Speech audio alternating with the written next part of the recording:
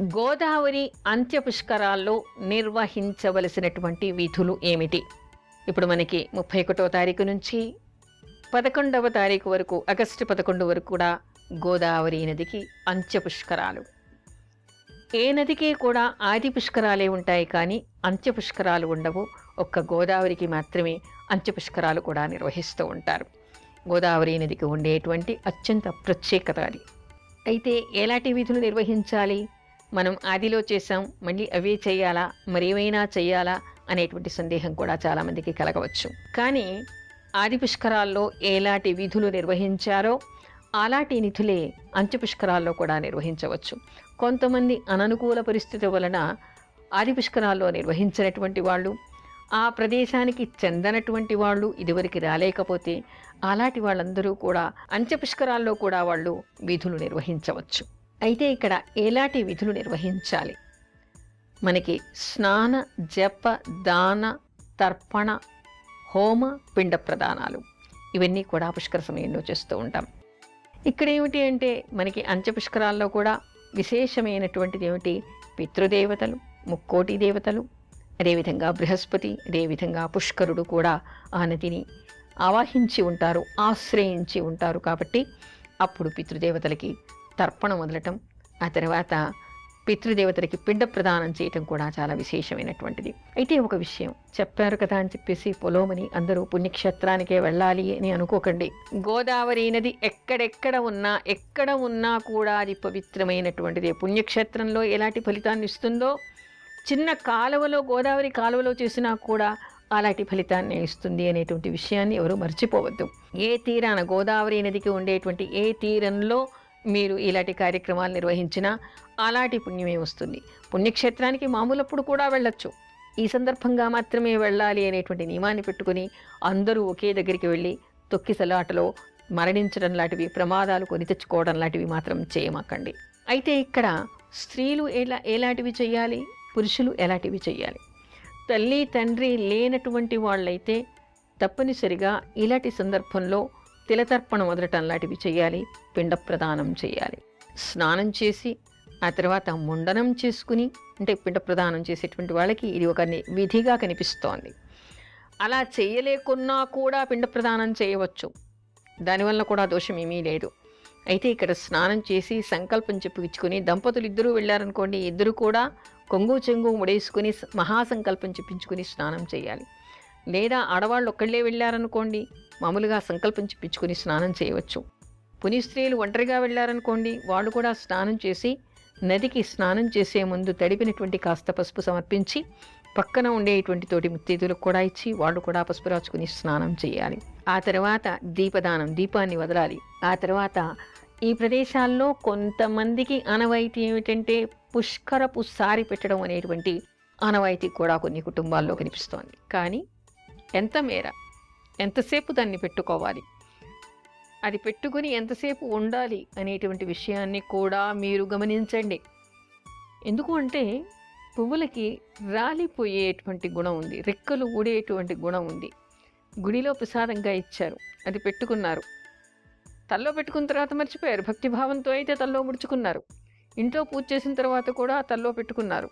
ఎక్కడైతే ప్రసాదాన్ని తీసి తల్లో స్త్రీలు ధరించారు, అంతవరకే అది ప్రసాదం అని గుర్తుంటుంది. ఆ తర్వాత దానితోనే మలమూత్ర విసర్జనలకి పెడతారు. ఆ తర్వాత మంచంలో పడుకుంటారు, ఇక్కడికి అక్కడికి పెడుతూ ఉంటారు. ఆ పూల రిక్కలన్నీ రాలి పడకూడని ప్రదేశాల్లో పడుతూ ఉంటాయి. చూడకుండా దాన్ని మీరు తొక్కేస్తూ ఉంటారు, ఊడ్చేస్తూ ఉంటారు. అది మహాదోషము.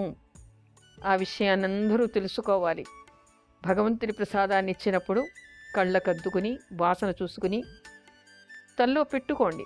కానీ ఆ పూజా గృహం నుంచి బయటికి రాగానే ఆ తల్లోని పువ్వులను తీసి, లేదా మందిరం నుంచి బయటికి వచ్చేప్పుడే తల్లోని ఆ పువ్వులను తీసి భద్రపరిచి ఏ చెట్టు మొదట్లో కానీ ఏ నీటి ప్రవాహంలో కానీ వేయండి.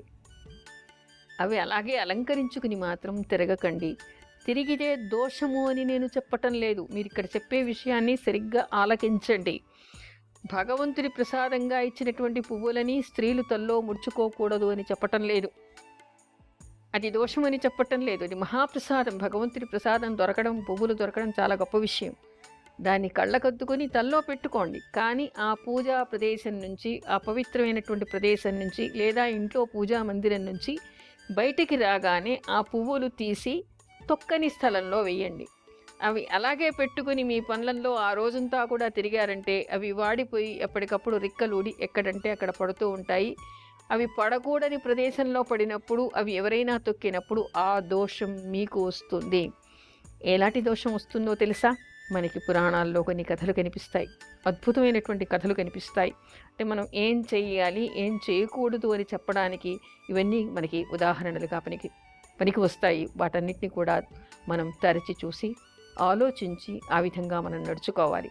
మనకి శివపురాణంలో ఒక కథన ఉంది. ఒకప్పుడు దూర్వాస మహాముని కైలాసం వెళ్ళాడుట. ఇది ఈశ్వరుడు ఒక కమల మాలని ఆయన మెడలో వేసట. కమలమాల అంటే తామర పువ్వుల మాలని. శివప్రసాదం కదా. అందులో దూర్వాసుడు కూడా శివాంశ సంభూతుడైనటువంటి వాడు. ఆయన ఆకాశ మార్గాన వస్తూ వస్తూ వస్తూ ఒకసారి దక్ష ప్రజాపతి దగ్గరికి వచ్చాట. తన మెడలో ఉండేటువంటి ఆ శివప్రసాదాన్ని తీసి దక్ష ప్రజాపతికి ఇచ్చట. ఆయన చేతిలో తీసుకున్నాడు. ఎందుకంటే ఇచ్చింది దూర్వాస మహాముని కదా. శివప్రసాదం తీసుకున్నాడు. ఏమరుపాటున అది ప్రసాదం అనేటువంటి దృష్టి దాని మీద పెట్టగా ఆ పక్కన ఉండేటువంటి మంచం కోడికి వేసేసట, మంచానికి వేసేసట, ఆయన పడుకుండేటువంటి మంచానికి వేసేసట. ఆ తర్వాత దాని విషయాన్ని ఆయన మర్చిపోయారు. ఆ తర్వాత దంపతులు సుఖించారు. ఆ తర్వాత కొంతకాలానికి ఏమైంది? తత్ఫలితంగా ఆయనకి శివుడి మీద ద్వేషం ఏర్పడిందిట. శివుడి మీద ద్వేషం ఏర్పడటం వలన ఆయన చేసేటువంటి దక్ష యజ్ఞానికి శివుణ్ణి ఆహ్వానించలేదు. తత్కారణంగా ఏమైంది? ఆయన కూతురైనటువంటి సతీదేవి ఆ దక్ష యజ్ఞంలో ఆత్మాహుతి చేసుకుంది. ఆ తర్వాత శివుడికి కోపం వచ్చి ఏకంగా దక్ష ప్రజాపతి తలని తెగ నరికించేశాడు. ఆ తర్వాత ఆయనకి గొర్రెతనిని తెచ్చి అతికించారు.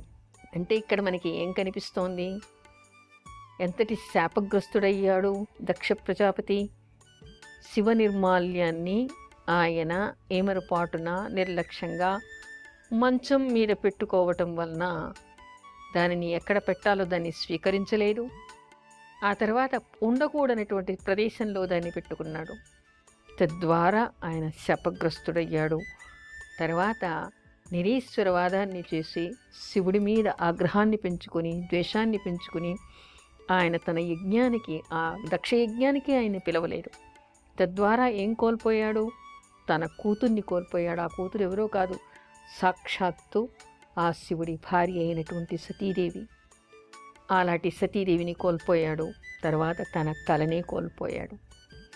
ఎందుకు చెప్తున్నామంటే శివ నిర్మాల్యమే కాదు, ఏ రూపంలో మీరు భగవంతుడికి పూజ చేసినా ఆ పూజ చేసినటువంటి నిర్మాల్యం మరునాడు తీసి కళ్ళకద్దుకొని ఒక బుట్టలోనో ఒక కవర్లోనో పెట్టి దాన్ని పెద్ద పెద్ద చెట్లు ఉంటాయి కదా, ఆ చెట్టు మొదట్లో వెయ్యండి, భూమిలో కలిసిపోతాయి.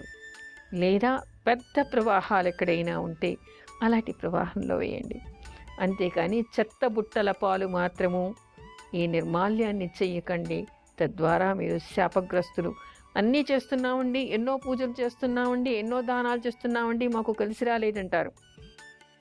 ఎన్ని పూజలు చేసినా మనం చేస్తూనే మళ్ళీ శాపగ్రస్తులం అయితే ఏం లాభం? పాపపు కొండ అంత అయితే పుణ్యం కొంత ఎండ ఉందనుకోండి, దానివల్ల ఉపయోగం ఏమీ లేదు. అందుకని ఏమి చెయ్యాలి, ఏమి చేయకూడదు అనేటువంటి విషయాన్ని కూడా ప్రతి ఒక్కరూ గమనించాలి. భగవంతుడి పూలు తల్లో ముడుచుకున్నారనుకోండి, అది మహాప్రసాదం. కానీ ఆ తర్వాత ఆ పవిత్ర ప్రదేశాన్ని వదిలి మీరు బయటకు వచ్చే ముందే ఆ పువ్వులను తీసి చెట్టు మొదట్లో వేసేయండి. లేదా ఎక్కడైనా భద్రపరిచి నీటి ప్రవాహంలో వేయండి. అలా చేయటం వల్ల మీకు దోషాలు రాకుండా ఉండేటువంటి అవకాశం ఏర్పడుతుంది.